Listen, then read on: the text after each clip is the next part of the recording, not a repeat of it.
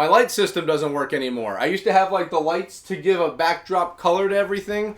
Apparently it doesn't work anymore, but we're going to continue forward because it is time for a gear talk. That's right, it is Thursday. We do this every other Thursday. We are here to talk about the final issue number 6 for the Hollows series. That's right, Hollows number 6, or just Hollows issue 6, or part 6, no matter what you want to call it. This is one of my, if not, it's in the top 5, maybe top 3 favorite issues from all the comics period. This is probably right on up there. There's a lot of really good ones, but this one's very good. Definitely the best one out of the entire Hollows series. So we continue where we left off in the last one with the blood mounts coming, and this is kind of where we get like the epilogue to everything. We see how they deal with the blood mounts, we see how they deal with the entire situation in the city itself, and at the very end of it all, maybe we learn just to have a little bit more faith in the world. This will be issue number 6. Let's get right into it. The very beginning of issue number 6 for Hollows is actually, we see Marcus looking over to the side. This is the opening for it all. And we see just a plethora of locusts and blood mounts just pouring on through. Most of them without helmets on, so these are like the very feral ones. Because normally when they have helmets on, they're very focused, like when you have a horse with blinds. But these guys, no blinds, no helmets. They're just kind of out to cause just chaos and havoc. And we actually have it where Marcus and everyone with Delta, they are holding them off best they can. Marcus yelling out, whatever you do, do not let them get behind you. Keep them, just keep firing, keep them right in front. And he kind of goes through and looks at everyone, and Dom speaks up and says, it's a lot easier said than done. We need a whole lot more bullets, and we don't have a lot of them. Where he checks off with Barrick, and he checks off with Jace to check how they're doing, and Jace, he says, like, how's ammo looking? How's everything looking while they're firing upon the blood mounts? Where Jace just says, you do not want the answer to that question. So they're all just low on ammo, and they essentially sit down, and Marcus thinks, like, okay, with everything that happened, the earthquake that happened, you know, with some of the weapons being destroyed, with us trying to get here in the first place, with the Raven being shot down, we are low on ammo in general. We don't have a lot of anything, period. So he actually orders Jace and Dom to start falling back. Like, you guys start heading back, get out of here, get to the edge of the crater and everything and start making your way out. Me and Barrick are going to start holding them off best we can. Now, Dom is not the biggest fan of this. He's about to argue with Marcus, but he is like, that is an order. Get going right now. And a lot of this issue, like the majority of the dialogue that goes on in this issue, like it's a 50-50, but majority is Jace's inner monologue. We get it a lot in this one, which I normally have an issue with how much it comes up now and then, but this one's okay. Because this issue does cover a lot of Jace. Jace is involved with a lot of this chapter, which I really like, because this one we get like the flashbacks and everything, and this is like his monologue on how he views things and what is going on without being spoken. So this I'm kind of okay with, because he's covering everything instead of just his thoughts. I've never thought it was really that bad of a thing with his inner monologue, but he does it quite a bit throughout Hollows. This is kind of like the right balance, like the right amount we actually need for everything. While they're evacuating, you have Dom and Jace getting out of there. You have the inner monologue come up with why exactly it's those two that are retreating and why it is that Barrick and Marcus are staying behind. And you learn it's because of the fact that Dom and Ty are the 2 youngest on the squad. The reason this plays a role is because Marcus has always had that savior kind of complex, like trying to save everyone even though he can't. It's shown a lot through the books, through the comics. You cannot save everybody. Even the games, you cannot do it. But Marcus has that hard, just dedicated thought in his brain, like, I can do it. I can save everyone. So he's trying to get them out of there. And his idea is like a heroic sacrifice in order for him and Barrick to hold them off long enough so the 2 younger ones who can continue their careers can kind of go on living and continue on with the war. It's kind of like that idea like some people have, like with the whole Chernobyl stuff or things that happened in Japan with the nuclear bombs, where a lot of the older generation stepped up to deal with like the cleanup or like the work that involved radiation, because they're like, we're older, we're going to be dying sooner rather than later, so we'd rather put ourselves in that situation than the younger generation who have their whole lives ahead of them. That's kind of how Marcus sees it, which is weird because Marcus is only, I believe, 2 years older than Dom, but he does see it as like, okay, you know, like Dom is my brother, he's my friend, I don't want anything to happen to him, Jace is a new recruit, you know, let's just get them the best we can out of here, and me and Barrick, the vets here, we're going to do our best to hold the lines. While Dom and Jace are climbing up the cliff trying to get to a higher ground like they were ordered by Marcus, they continue climbing, and it's really funny because of the fact that they get to the top of like where they're climbing, like they're not out of the sinkhole at all, but they are at least like midway up, or at least a standing point where there's a good amount of ground. And when they get up there, they kind of like, they're climbing, And they get up, and by the time they reach it, Jace is the first one up there, and he's like, what the hell? And standing right in front of him, which we heard earlier from Stranded Jesus, the other group of Stranded are there, kind of just huddled under like a tarp, kind of, just sitting there like... And it's so funny because you gotta imagine, like, climbing up, Jace is like, and the other survivors, the Stranded, are like, hey... Like, out of nowhere, they're just there. And it's like, okay, well, we found the others. Okay. So we cut back over to Marcus and Barrett, and they are still holding the line. They've actually been able to get back far enough where they're in an abandoned building or like some rubble, and they're actually able to get behind some of the walls where they can hold cover while they're firing so that nothing's getting the drop on them. So while they're shooting, they're kind of like looking around at what's going on, and they're almost low on their ammo completely. Barrick steps up and says, Marcus, you get going, fall back, I'll take care of this, I'll hold them off. Where Marcus is like, what are you talking about? There's too many of them, you're not going to make it out of here. And he's like, I know. I already know I'm not going to, but you've got a squad to lead, you go take care of it. And he's taking off, like his armor's been destroyed this whole time as we've seen from the last issue.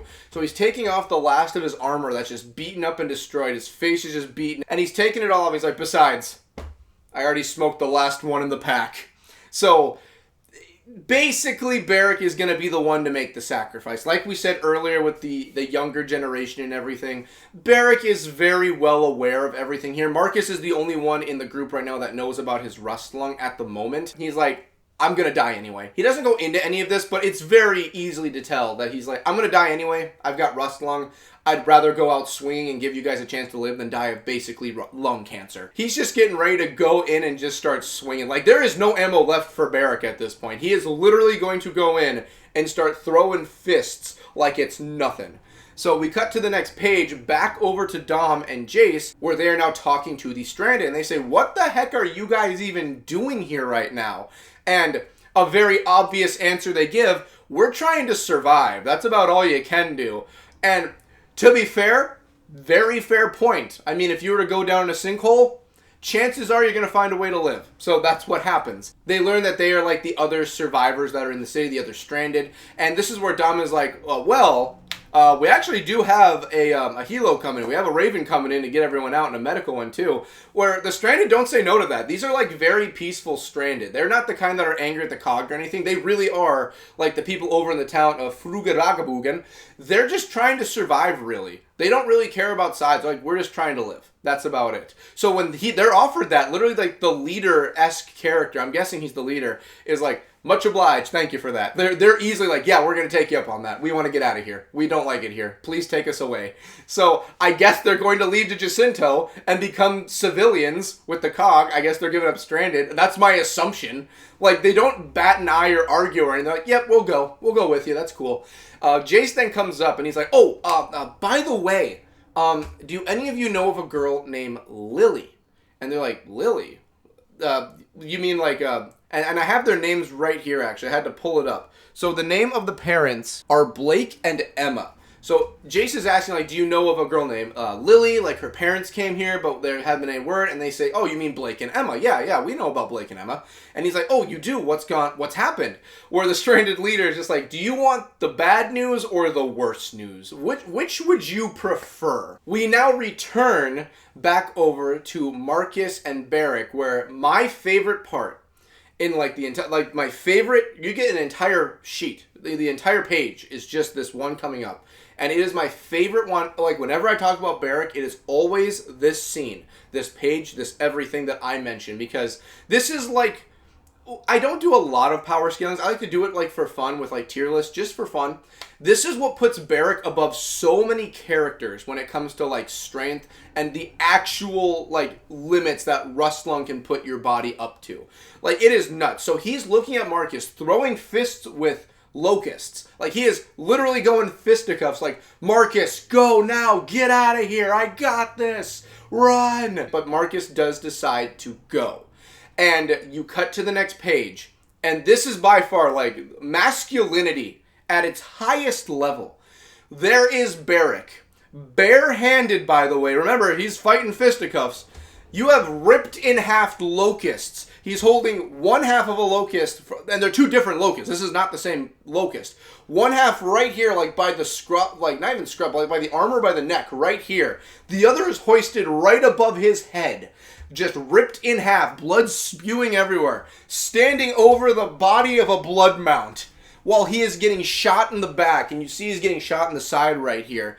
And we do learn this is the final time we ever see Barrick. This, right, you don't see his dead body, you don't see him bleeding out, you see this pinnacle of man standing above all, bare-fisting. Remember, these creatures are so thick with their hides, osmium knives cannot penetrate. They normally snap or get stuck. You cannot stab these things. He is sitting there, ripping them in half with his hands, pissed off, and just eradicating all of them he can get his hands on. Now, obviously, guns are a distance weapon, so there's not much he can do there. He's so manly, I bet he could punch the bullets, though. But this is the end of Barrick. This is, by far, one of my favorite characters of all time is Barrick, because this scene in general stands among so many. Like, if you have to name badasses, Barrick is always up there.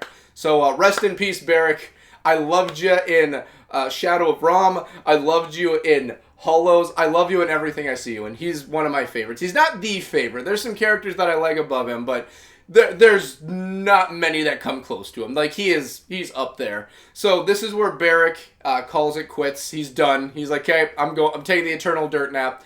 And we cut back over now to Jace and Dom, where they are now getting the heads up about Emma and Blake. They actually bring out Emma, Lily's mother. So they actually bring out on like a makeshift gurney, kind of. And they say like, okay, so she's still alive, she's fine, but she has a very high fever. Her hand was actually bitten off earlier on by a wretch. She no longer has her hand. That's what caused the fever, obviously. She's in pretty bad shape right now, but she is still alive. He then asked, with Jace, he asked what happened to Blake. And you just get he didn't make it. So it must have been a wretch attack or something like that, and they must have taken out Blake, but Emma was able to. She got her hand bitten off, but she did get away. You do see that at least one of Lily's parents are alive. So, I mean, at a minimum, Jace kept half the promise. So half is better than nothing. Not trying to make light of a sad situation of one of the parents being dead, but it's war. You know, something's better than nothing. And during all of this, you actually have Dom notice something and points down. It's like, Jace, look right over there. And you actually see it's Marcus that's actually climbing his way out of the crater. And the little text you get from Jace is kind of just like, we learned later on about the sacrifice Barrick made, and it must have been one of the hardest things that Marcus ever had to do to keep his last wishes. So Marcus is climbing up, he's getting up there, and the inner monologue we get is like, you know, Marcus Phoenix, we didn't learn until later on why he did all this for us. He's a real hero, and, you know, like, Marcus Phoenix the hero, you know, he made sure that we were okay. While all this is going on in Jace's head, the other side, like, it's weird because it's like a ridge like this, and this is where Marcus is coming up, and this is where the others are. Like, the debris and everything and all that, like, the structural integrity, miscellaneous X, Y, and Z starts to give out where they're standing, and Jace is actually on a loose piece of the standing he's on, and it gives out, and he starts going down. He's falling right back down into the crater, and while this is going on, his entire head is just like, but you know, I'm not a hero. So unfortunately, that rule doesn't apply to me. Kind of like, I'm not the main character of this franchise, so there's a good chance I'm falling down the hole. Because of that, Dom surprisingly takes this extremely hard. And I would understand why. Like, they're basically like, they're out of the oven, but they get chucked right back into it. Where he has the stranded holding on to him. He's like, Jace, no! And they're holding him back like, no, don't go in after him. Marcus makes it up. He apparently didn't see what happened because he was climbing. And he's like, Dom, where's Jace? What happened to Jace? And it's like, he's down there, damn it. He fell back down the hole. Where Marcus gets on comms. He finally gets on comms, and it's a bright day and everything. The sun's out. It's now morning. And he's just like, Control, this is Delta. And Anya actually responds, like, oh, Delta, oh, Marcus, it's you. You must finally be out of Cedar range right now. What's going on? Was the mission a success? We have an evac coming for you right now. And Marcus is like, yeah, just make sure they've got a ladder with them right now or something. So, with a stern face, Marcus has got to be like, we just got out of the hole. Why are we going back down? Get a ladder. Let's go get him. Like, Marcus is not going to be like, oh, no, he might be dead. Like, no, whether he's dead or not, let's go get Jace. We had a man give up his life right now to make sure we all made it. I'm not letting Jace go back down the hole. We cut to Jace, who is alive after that fall. He's kicking. So we do learn that he did actually hit pretty hard and he did lose consciousness. So it's not like he just landed and he's like, oh no, I'm in the hole again. No, he is hurt right now. He falls and loses consciousness. And in his monologue, he says like, it must have only been a few minutes. Like I must have been out for just a few moments. But when I woke up, I had no idea where I was. I don't know what was going on. But then he says, while he's getting up kind of, he said, and I'm going to read it word for word, until I heard the sound. And it goes from him crawling to when he is a child again, just a little kid, before Wizen found him, when he was just out there trying to survive E-Day.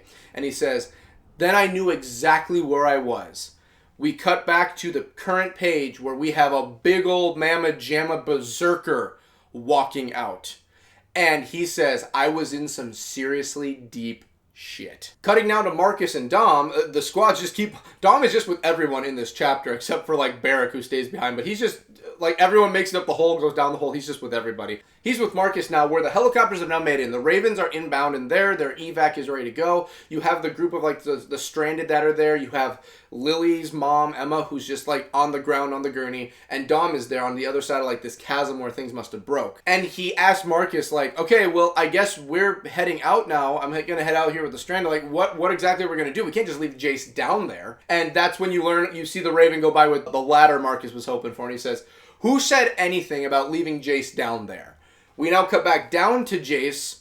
I love that. Back down because he's in the hole. We now cut back down to him where he is now kind of like reliving his memories of when he was a child. Because you learn that as a child, he was also being hunted by a berserker when he was just a kid before Wizen found him. He's remembering he's like having PTSD to the highest extent right now. And he goes on to say, while he's kind of just crawling, like, it's weird because, like, you have, like, where he landed, which is, like, a little lip before it goes further down into the actual, like, hollows.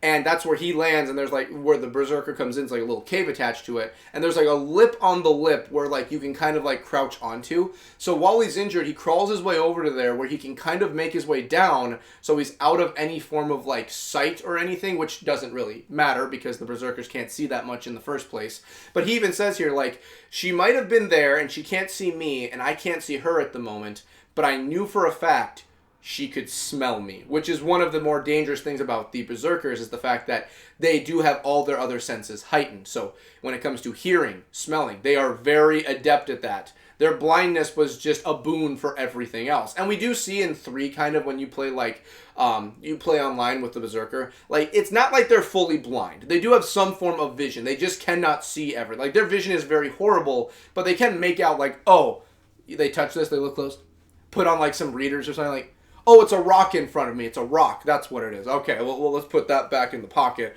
All right, where are you?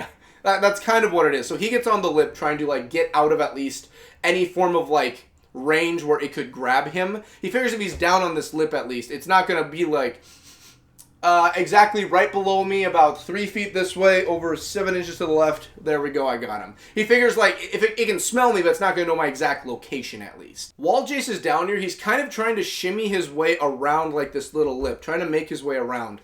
I'm assuming he's trying to, like, make his way around as quietly as he can. So if the berserker's walking forward, kind of, and it's, like, blinded state, and it's dark down here, too, so I'm guessing the berserker can't see anything, really. He's going to try and make his way around and get up to where he can take the cave out, so he can kind of just go around the berserker and kind of just try his best to get out at that point if it can't hear him. The problem is, however, is that everything is unstable around him, and he does have a moment where he slips for a moment, and he takes a misstep, and some of the rocks on this little, like, lip on the cliff he's on do end up falling, and the berserker hears it. So they do know where he is at the moment. Like, the berserker knows. And he even says, you make one wrong move because of that hearing, bitch is on you. He's making his way around, and he gets a flashback once again to his childhood where you see the berserker is looking for him. It smells him right now. And as a child, it's kind of weird because he's thinking back and forth between like his adult mind and his child mind for this one. So his adult mind must be like, I thought I was done, and then his child mind kind of takes over with the boogie monsters were gonna get me. I thought I was going to die. And then the craziest thing happens. Jace doesn't die. But you'll never believe why. I could not make this up to you unless I would never play Gears and I don't know the lore behind the Berserkers. 2 unnamed Gears kick open the door to the building where the Berserker is hunting Jace, child Jace, unload their Lancers into this thing, and kill it. it's implied it's dead. So I guess I don't know what was going on, but these two killed it.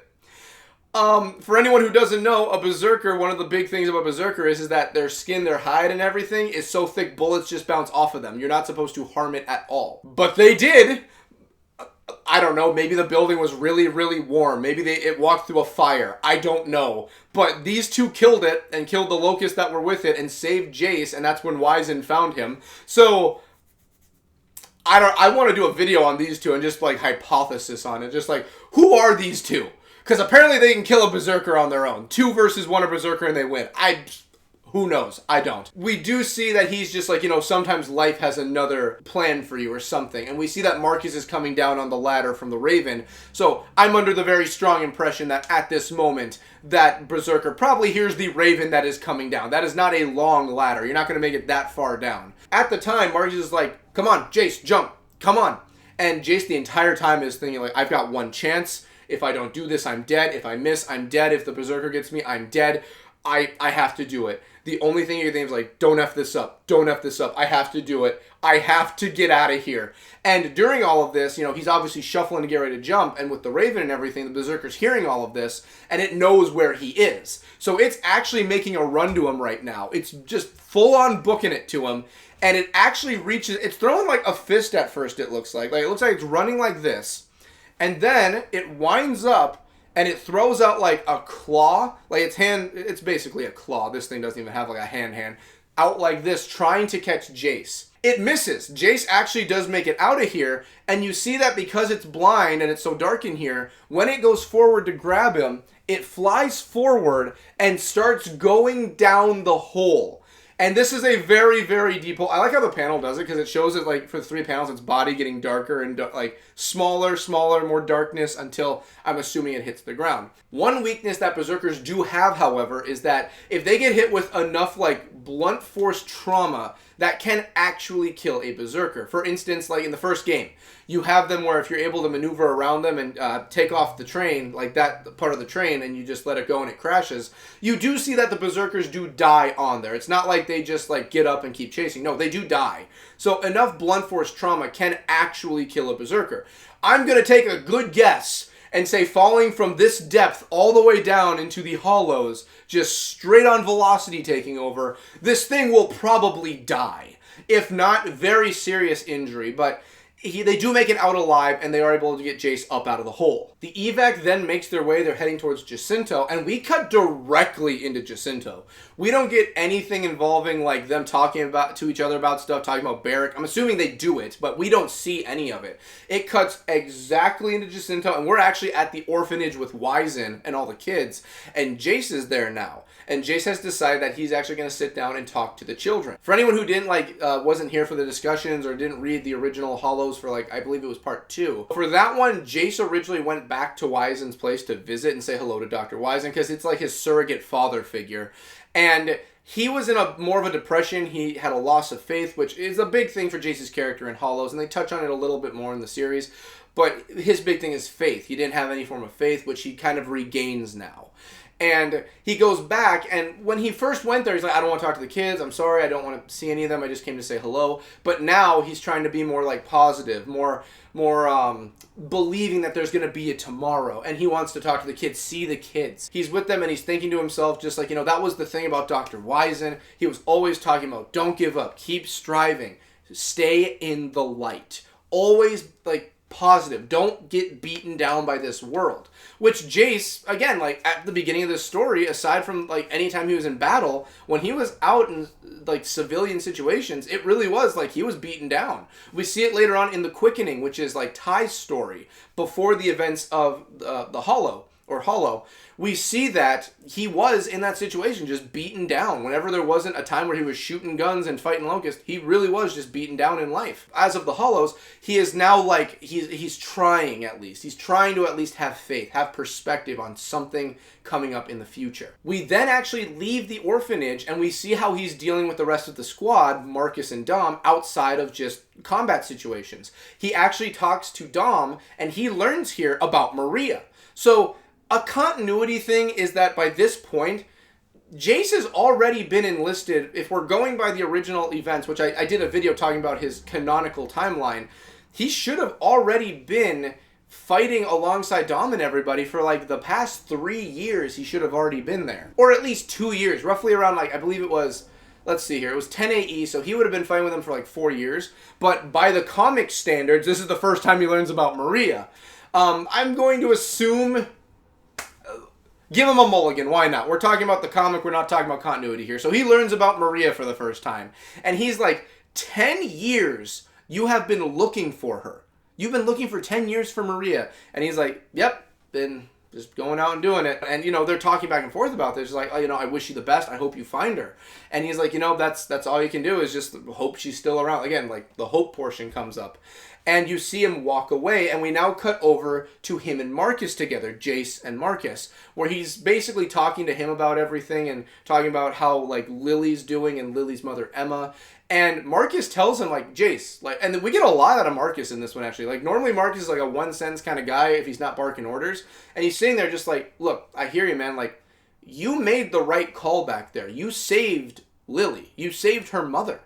Like, you did it. Like, you did the right thing, Jace. Yeah, like, things happen, but you made the right call. And you got to think with Marcus, he's thinking, like, with his, like, off-duty brain instead of, like, military brain. Because Marcus was just like, we got to leave the girl and continue originally. But Jace was the one who kept pushing for Lily to come with. Until Marcus was the one that was like, no, she's got to go back to Jacinto. She's got to go back. But he's like, you did it. Like, you went, found her mom. You did it, Jace. Like, you were the one who did all of it. That was all you. During this entire conversation, too, he's having his own inner monologue once again. So this one is actually really nice. And this, like, culminates the entire story of Jace's search for, like, his faith in this. Which I don't touch on a lot with this one because it is a focus, but I prefer to talk about the story itself. But it is a focus of his faith. And the idea of being hollow. Get it? Hollow. The issues. So he sits there like, I'm trying every day to stay in the light. I'm trying every time, but it is hard with all the pain and sadness in this world. And he finishes it off with, you realize that feeling is the key to everything. Being hollow is the danger. So the thing he realizes is you can't just give up. You can't just be hollow inside, void of emotion, nothing but bitterness, sadness, nihilism. You can't. The only way to truly have hope, have faith, is you have to keep on pushing. You have to.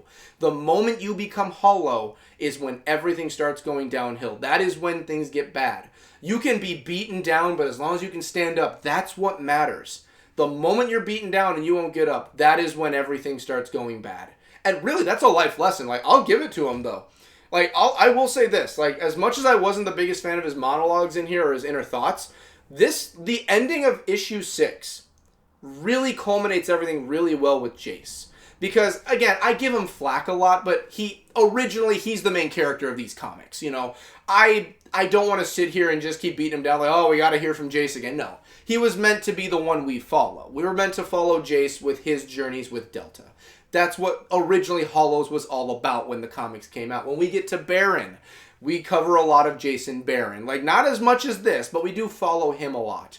Like, Jace was meant to be the comics protagonist. Like, we had Marcus in the games, in the books. That is kind of like everyone in the Gears world we cover. And then the comics, we followed Jace. That was kind of how it was supposed to be laid out. It's just later in the comics, we follow a lot of other characters. And Jace is still there a lot, but he's more pushed to, like, a member of the squad instead of our main character. We end Hollows, issue number 6. The entire story of Hollows, we end with the last place that Jace decides to go to, which is the hospital. He goes there, and Emma is unconscious. She's alive, and she's got respiration on, like a respiration device, a mask, but she is unconscious right now.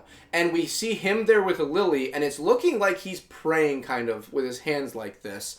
I'm going to assume, since faith is a big thing with Jace, this is praying that he's doing. Since we know the religion of Gears of War is the Allfathers, I'm assuming he's praying to the Allfathers, unless there are other forms of religion which we haven't seen, except for the Trinity of Worms, which he is not praying to the Trinity of Worms, I can guarantee you that. But he's sitting there, and he finishes off his monologue with, it's tough sometimes, hell, it's tough most of the time, but feeling is what makes us human. While Lily looks at him and says, you think she's going to be okay? Where he says, yeah, Lily, I really do. I can feel it. And that is where we end Hollows, issue 6. Oh boy, that is our first one we finished in the story of Gears of War for the comics. That's our first major volume we've covered. So there are 3 major stories that are told. Like, there's 4, but there's really 3 major ones. The first is Hollows, then Baron. We do have the Pendulum War stories, but those are all kind of like their own little stories. It's an anthology, really. And then we have Dirty Little Secrets. So this is the first big one we've covered. I think it went well. When I said in the original about doing Hollows and everything, I've covered it a lot when it comes to the characters involved. Jace especially has a lot going on in Hollows. So I've covered Hollows very thoroughly on this channel. And it's really nice to kind of just give Hollows the actual spit and shine it deserves and say, hey, here's the actual story of everything that happened. Here's what was going on. Here were the events. Here's how we got there. I really enjoyed that. I do want to do an actual breakdown and my thoughts on Hollows in general. So I'm not going to go too much into detail here, but I will say issue number 6 is my favorite. I think Jace's character is done really well. We get a Berserker. We get the life and times and the ending of Barrick, which I really loved. One of my favorite characters of all time. And as much as I do like to gripe now and then about the inner monologue Jace gives, I do believe in issue 6 it is done very, very well. Overall, as an issue, as a chapter, I think the story's really good. I think overall, like, it's well-rounded. There's nothing that's really a weak point. The only weak points I ever found, really, were just, like, the whole Berserker being taken out by just standard firearms by 2 unnamed gears. But that's really the only thing, and I'm sure there's a reason for it. I'd like to get more information and maybe try and interview some people and get deeper meaning to it. But I think it was really good. I think for what we got, for Hollows in general, especially issue 6, extremely well. There were some weak points in the whole story, but 6 really wrapped things up extremely well. So I want to thank everyone for watching. Thank everyone for making things possible. Thank the patrons for making things possible. When we come back, we'll continue on with more of the comics discussion series. Love you all to death. Later.